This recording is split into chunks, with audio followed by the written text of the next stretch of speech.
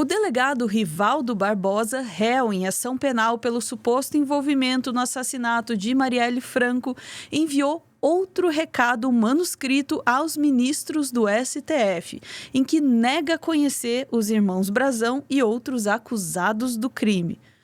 Eu tenho uma pergunta, pode ficar mandando bilhetinho, sim? Mas vamos ouvir as informações com o nosso Bruno Silvestre. Vamos lá.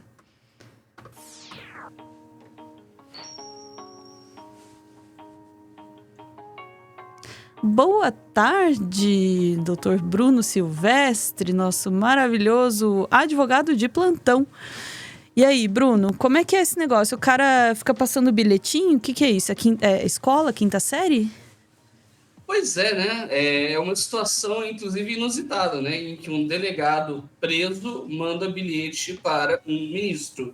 É muito curiosa essa situação.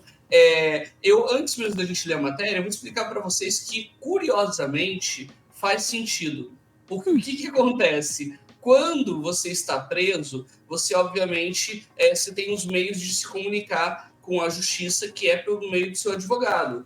Só que você também pode fazer alguns requerimentos por escrito, né, manuscritos, que eles serão juntados. Obviamente que pedir para um advogado ir lá despachar seria a forma mais efetiva. Só que como esse cara já é delegado e ele sabe como é que algumas coisas funcionam, ele vai, entre aspas, muitas aspas aqui, na malandragem. Porque como é que ele faz? Ele coloca uma anotação, olha que curioso isso. Você vai ser intimado por exemplo, ele já está preso. Aí ele vai ser intimado de uma decisão ou ele vai ser citado num novo processo. Então ele tem que receber isso lá na cadeia. Na hora dele receber, o que ele faz? Ele pega lá a caneta e, ao invés dele só dizer estou ciente, ele faz lá o requerimentozinho dele. Então, assim, é assim? é isso que ele faz. Pois E eu não aí, sabia. esse documento que vai chegar no Supremo, que vai ser juntado ao processo, vai estar lá não apenas consciente, mas com uma solicitação dele manuscrita. Ou seja, ele já pegou a manha dele já de delegado para fazer isso. Assim, Caraca. eu já vi Isso é pela uma minha coisa experiência. comum? Outras pessoas fazem? Todo mundo pode fazer? Como é que é? Tô surpresa. Então, isso é curioso. Assim, na verdade, isso não é garantia nenhuma de facilitar as coisas. E nem de que Mas, por alguém vá ler, exemplo, né? Aquela... não, porque na verdade, quando a gente está falando do direito penal, as regras elas são um pouco abertas, digamos assim. Então, por exemplo, até mesmo quando você precisa de pedir para soltar alguém, que é chamado habeas corpus, né? Você pode até fazer isso num papel de pão. Ou seja, as formalidades elas elas são... são um pouco amenizadas. Ok. E ainda mais porque a gente está falando de um dos maiores bens que a gente tem, que é a liberdade. Ok. Então, se você tem alguma Justo. coisa que seja relevante nesse tratado, eu volto a dizer, o ideal sempre é pelo advogado, porque o advogado vai atuar. Mas esse delegado, obviamente, ele usou a manha. E é isso que eu quero mostrar para vocês agora na matéria. Vamos dar uma olhada lá no que ele diz, naquela parte do que aconteceu, se você puder dar uma lida pra gente, Ana. Vamos lá. Aqui, delegado preso em caso Marielle manda outro bilhete. Eu não consigo falar bilhete, mas é bilhete ao STF. Vamos lá, o que aconteceu? Preso em Brasília, Rivaldo escreveu bilhete no canto de um mandado de citação. O documento serve para que o acusado saiba que está sendo citado em um processo. Diz o texto: aos excelentíssimos ministros e à eternidade? Isso é drama ou isso faz parte do linguajar jurídico, doutor? É drama e é para tentar colocar uma poesia, né? Que Ai, conste para a eternidade. caraca! Pô, que dramático. Mas vamos lá, né? O cara tá preso, ele tem direito de ser dramático. Aos excelentíssimos ministros e à eternidade. Número 1, eu nunca falei com esses outros denunciados. Número 2, o inquérito 901/00266/19 possui provas técnicas da mentira do assassino da vereadora Marielle e motorista Anderson. E número 3, o STJ há uma decisão que eu não participei da investigação. Não entendi essa última frase. Porque ele basicamente está colocando 3 itens que ele quer provar que, por conta desses itens, ele deve ser solto. Ou seja, são recados bem específicos que ele coloca para tentar se esclarecer, né?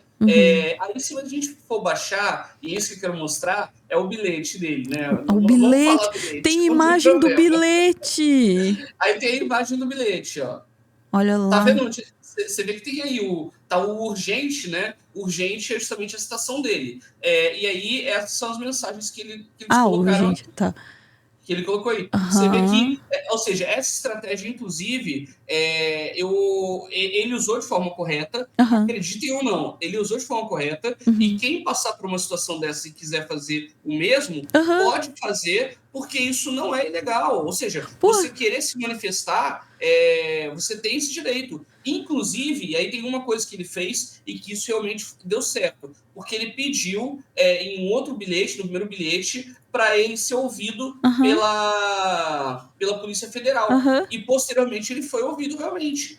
Então, assim, primeiro, a gente tem que entender o seguinte, ele não foi preso à toa, ele foi preso porque tem indícios de autoria, ou seja, indícios de que ele realmente esteve envolvido e provas de materialidade, ou seja, a questão de comunicados, de conversa, etc. Então, você tem ligações aí que fazem com que ele seja réu nesse processo. Não quer dizer que ele vá ser condenado, mas tudo indica que ele estava envolvido. Obviamente que ele não vai responder o processo em liberdade nesse momento, obviamente porque ele está preso e deve continuar assim. Mas o grande ponto é, quem viu, e para quem assiste Tropa de Elite 2, por exemplo, vocês vão ver que existe uma ligação muito forte entre as milícias aqui no Rio de Janeiro, em outros lugares no Brasil também, mas aqui no Rio de Janeiro, e o poder público. Ou seja, essa família Brazão já é conhecida aqui por conta desse tipo de atitude que eles fazem, a forma que eles tratam. Na época lá, Cidinha Campos, quando era deputada, foi ameaçada.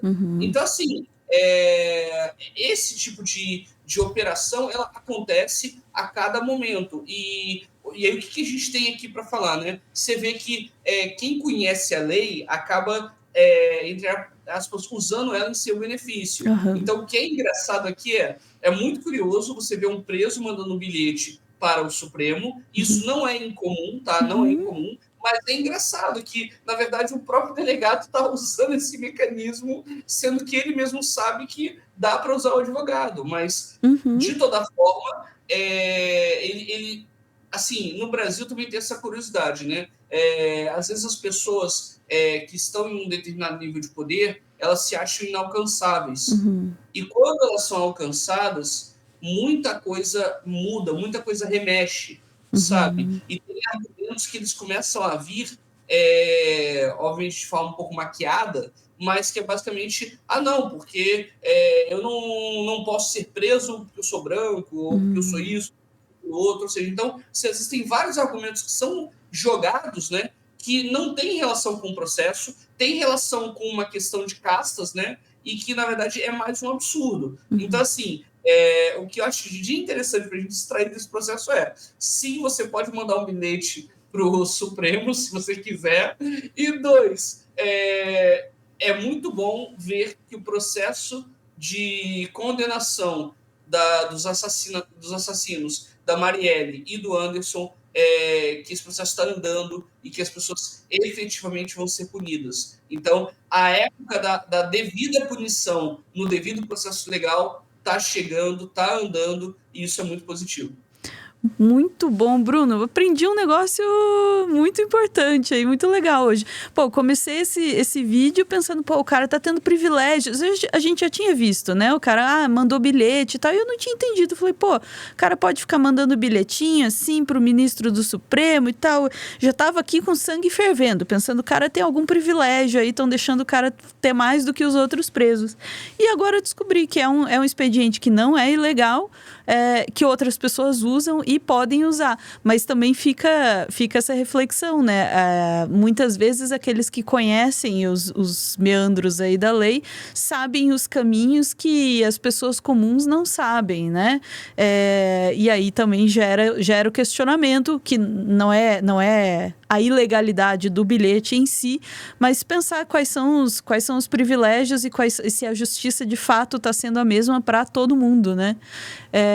Muito bom, muito bem apontado, super informativo este corte. Vamos trazer mais uma informação e daí vamos encerrar este corte. Só um minutinho.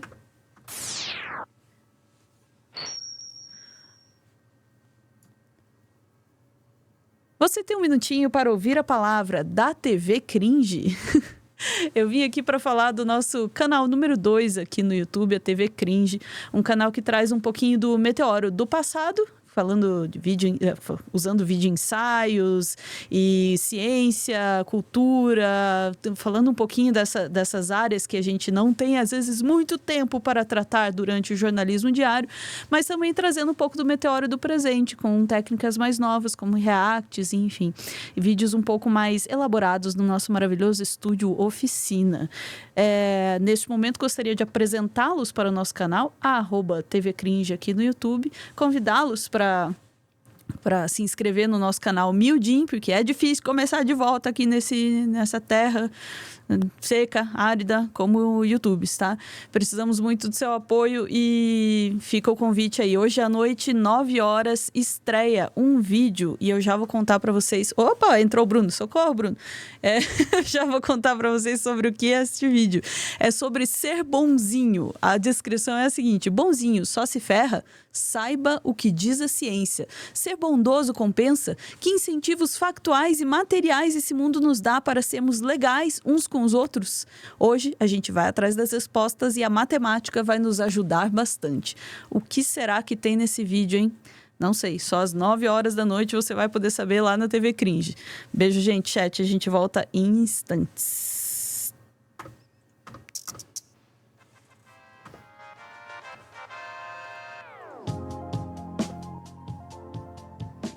É verdade esse bilhete.